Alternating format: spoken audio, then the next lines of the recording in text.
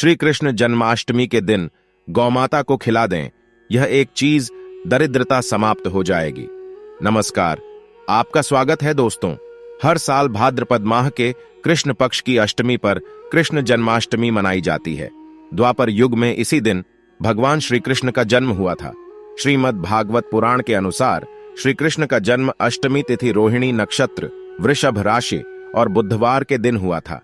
इस साल जन्माष्टमी बहुत खास है क्योंकि इस बार श्री कृष्ण का जन्म दिवस बुधवार को ही मनाया जाएगा। इस वर्ष भाद्रपद कृष्ण जन्माष्टमी की तिथि की शुरुआत 6 सितंबर को दोपहर 3:37 को होगी और अष्टमी की समाप्ति 7 सितंबर शाम 4:14 को होगी। इस दौरान श्री कृष्ण का जन्मोत्सव मनाया जाएगा। श्री कृष्ण पूजा का शुभ मुहूर्त 6 सितंबर को रात्रि 11:57 से लेकर 7 सितंबर को सुबह 12:42 तक रहेगा। दोस्तों, भगवान श्री कृष्ण को गौ माता से अत्यंत लगाव था, इसीलिए जन्माष्टमी के दिन गौ माता की सेवा जरूर करनी चाहिए और गौ माता को कुछ चीजें अवश्य खिलानी चाहिए। गौ माता को आप ये चीज जरूर खिलाएं, इससे आपके जीवन से दरिद्रता समाप्त हो जाएगी। दोस्तों, हमारे प्राचीन धर्म ग्रंथों में गाय को एक अत्यंत महत्वपूर्ण और पवित्र पशु माना जाता है। शास्त्रों में गाय को माता कहा गया है और समस्त देवी देवता इनका पूजन करते हैं। गौ माता के शरीर में 33 कोटि देवी देवताओं का निवास होता है। गाय एक अत्यंत पवित्र, निर्मल, शांत, निष्पाप जीव है। ऋग्वेद में इसे संसार का पालन पोषण करने वाली कामधेनु माता कहा गया है। इसके दर्शन मात्र से मनुष्य के हजारों पाप नष्ट हो जाते हैं।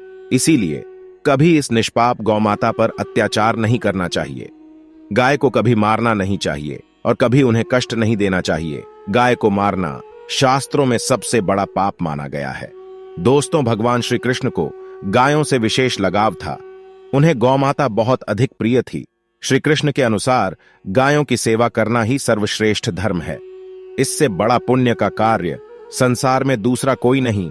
युग की भविष्यवाणी करते हुए भगवान श्री कृष्ण कहते हैं कि कलयुग में जब धर्म का लोप हो जाएगा तब मनुष्य गाय की सेवा नहीं करेंगे। मनुष्य केवल दूध के लिए ही गाय को पालेगा, दूध के लिए गाय को बहुत कष्ट देगा, जिसके परिणाम स्वरूप कलयुग में पाप और धर्म उसके चरम पर होगा। कलयुग के अंत का लक्षण बताते हुए श्री कृष्ण कहते हैं, जब संसार से गायें समाप्त हो जाएंगी तब कलयुग का अंत होगा। जो मनुष्य कलयुग में भी गाय की निस्वार्थ भाव से सेवा करेगा वह सुख समृद्धि प्राप्त करेगा। जो स्त्री रसोई में बनी पहली रोटी गौ माता को खिलाएगी वह सदा सुहागिन और सौभाग्यशाली रहेगी। जो लोग अपने घर में गाय से प्राप्त पंचगव्य को घर में रखेगा उसके घर में कभी दुख दरिद्रता नहीं आएगी। दोस्तों, हमारे धर्म के सभी शास्त्रों में गाय की सेवा को ही सर्वश्रेष्ठ माना गया है। जो व्यक्ति प्रतिदिन किसी न किसी तरह से गौ माता की सेवा करता है वह सबसे अधिक पुण्यवान बन जाता है। गांव में तो मनुष्य को गाय की सेवा करने का अवसर प्राप्त होता है, लेकिन शहरों में गाय के दर्शन आसानी से नहीं हो पाते हैं। इसीलिए मनुष्य को गौशाला में जाकर गाय की सेवा करनी चाहिए अथवा गौशाला के लिए दान धर्म करने चाहिए। इसके अलावा आप अपने घर में ही गौ माता की मूर्ति रखकर उनकी पूजा जरूर करें। इससे भी माता कामधेनु का आशीर्वाद प्राप्त होता है। शास्त्रों में गौ माता को मां लक्ष्मी का रूप माना गया है, इसीलिए उनकी पूजा करने से दरिद्रता दूर होती है। प्राचीन काल से ही गौ माता की सेवा और संरक्षण करने की परंपरा चली आ रही है। कई राष्ट्रीय मुनि अपनी कुटिया में गायों का पालन करते थे तथा राजा महाराज गायों का दान करते थे। गायों के दान को सबसे बड़ा दान कहा गया है। गाय का दान करने से सभी जन्मों के पाप नष्ट हो जाते हैं और मनुष्य को मोक्ष की प्राप्ति होती है। आज हम आपको गौ माता के संबंध में बहुत ही महत्वपूर्ण बातें बताने जा रहे हैं। गाय की पूजा कैसे करनी चाहिए, गाय को कौन सी चीजें खिलाने से कौन सा फल मिलता है तथा गाय के किस अंग को स्पर्श करने से दरिद्रता दूर होती है आदि के बारे में हमारे शास्त्रों में बहुत ही महत्वपूर्ण ज्ञान दिया गया है। हमारी अत्यंत पूजनीय गौ माता के बारे में आप सभी को यह बातें अवश्य जान लेनी चाहिए। इससे आपके जीवन से सभी प्रकार के कष्ट दूर होंगे। दोस्तों, कई बार महिलाएं जाने अनजाने में गाय को कुछ चीजें खिला देती है जिससे मां लक्ष्मी क्रोधित हो जाती है। शास्त्रों में कहा गया है कि ये चीजें गाय को कभी नहीं खिलानी चाहिए। इससे मनुष्य के जीवन में दुर्भाग्य आता है और उसे किसी भी कार्य में सफलता नहीं मिलती है। तो चलिए जान लेते हैं गौ माता के विषय में महत्वपूर्ण नियम सबसे पहली बात है दोस्तों, गौ माता के दर्शन करना बहुत शुभ होता है।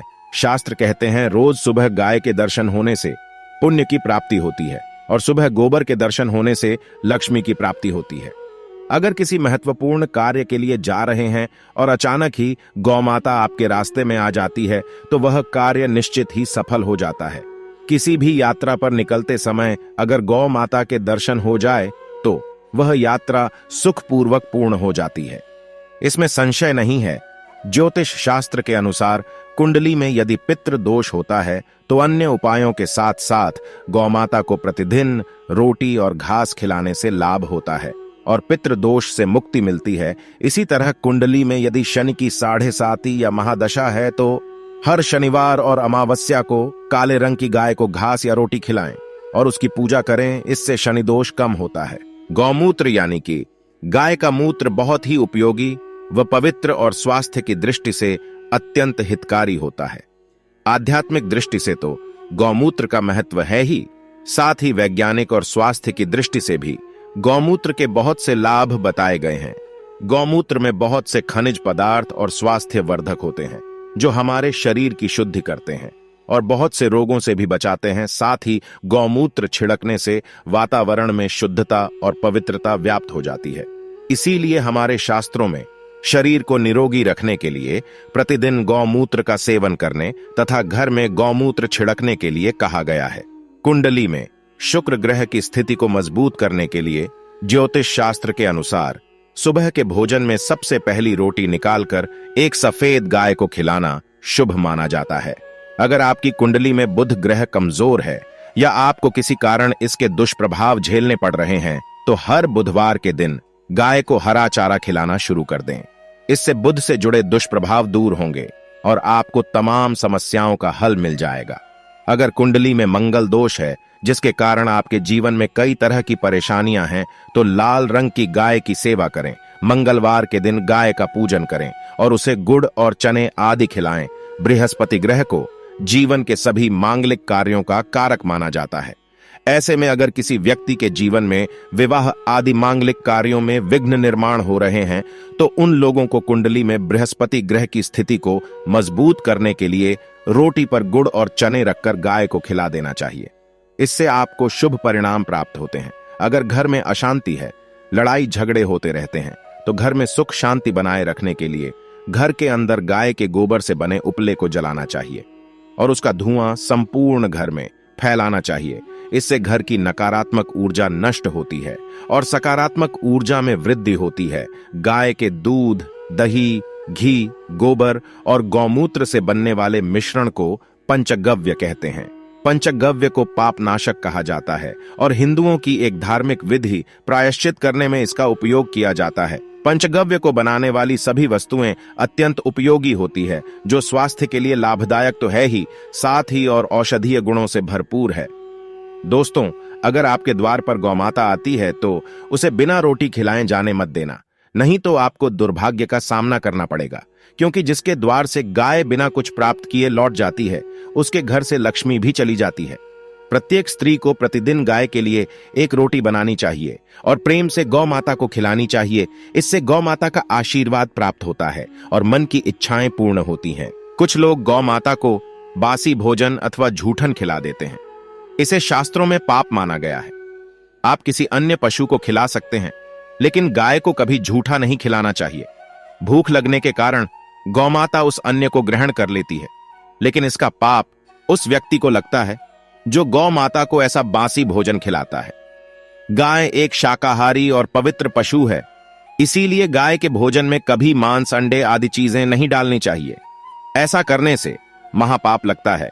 यदि आपकी कुंडली में चंद्र दोष है और जिसके कारण लगातार परेशानी उठानी पड़ रही है तो आप यह एक उपाय जरूर करें। आप रोटी पर सफेद मक्खन, नमक और घी लगाकर गौमाता को खिला दें।